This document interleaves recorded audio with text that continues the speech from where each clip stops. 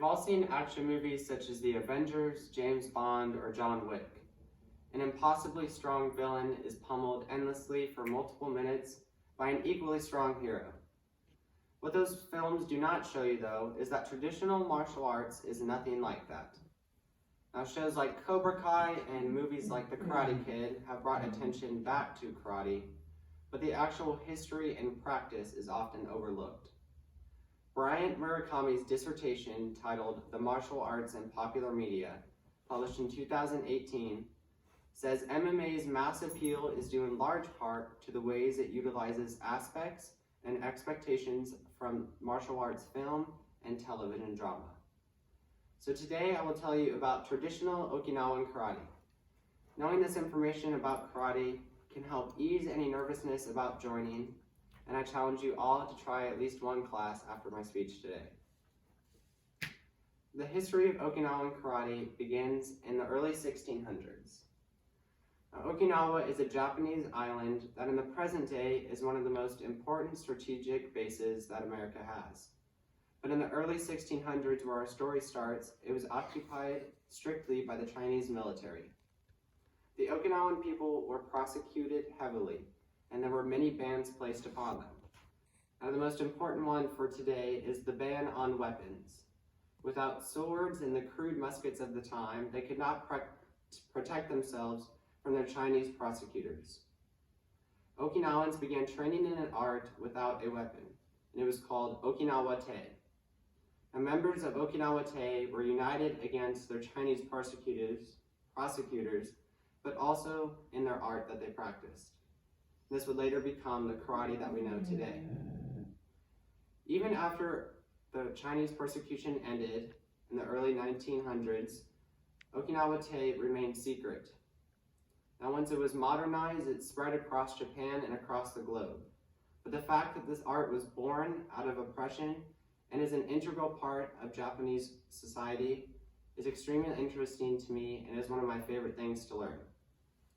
In Noah Johnson's dissertation titled The Japanization of Karate, Placing Intangible Cultural Practice, published in 2012, states that one of the most recognizable products of Okinawan culture is karate, at base a martial arts, but also a culture. Now, an Okinawa karate class is split into three main parts. You have kihon, drills, and kata. Kihon means basics or generals in Japanese, and it is sets of basic moves that you learn during your first classes.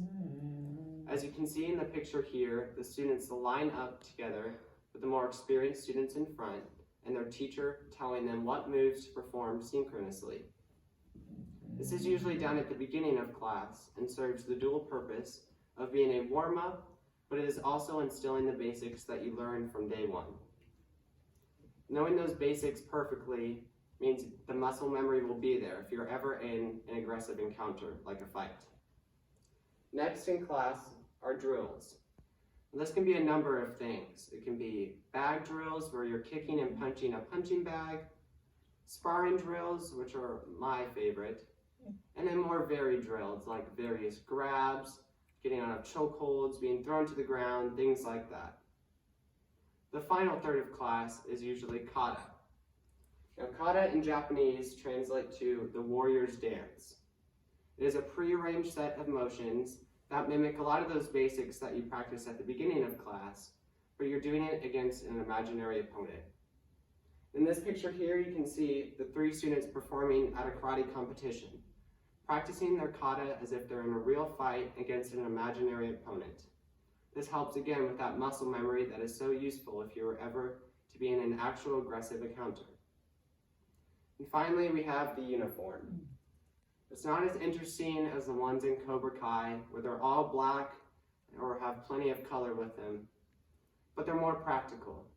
The traditional gi is all white, and then you also have your belts here. Now the belts go from white, which just comes with your uniform, all the way to black, which is the culmination of years of practice and hard work you've put in.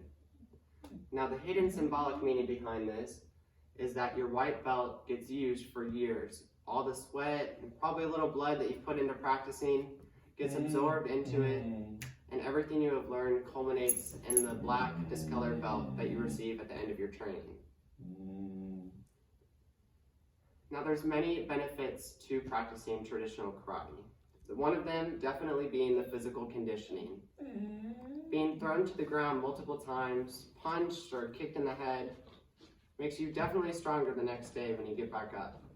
And after years of practice, you can only imagine how strong you'll be. It is also a good entryway into the martial arts world. As we talked about earlier, the classes are very structured, with the 3 same parts most of the time.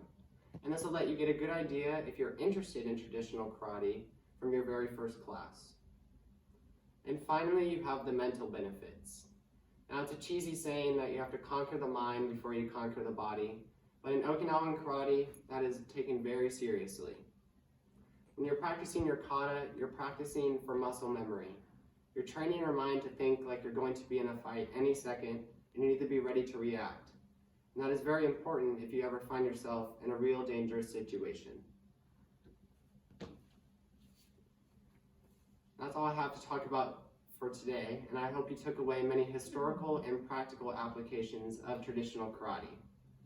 Some key things to remember are that Okinawan karate was built from an oppressed people. These people had to fight not only for survival, but for their freedom. And I think that's interesting, and it needs to be remembered in order to truly appreciate the art. There are also the physical benefits to karate. Again, being thrown against walls and against the ground definitely strengthens you over time, so that's always an added bonus. And the mental benefits, being prepared for any type of encounter that you could come to, or any type of fight that you might lead to later on in life. Other than that, I thank you for listening, and I challenge everyone listening today to try at least one karate class.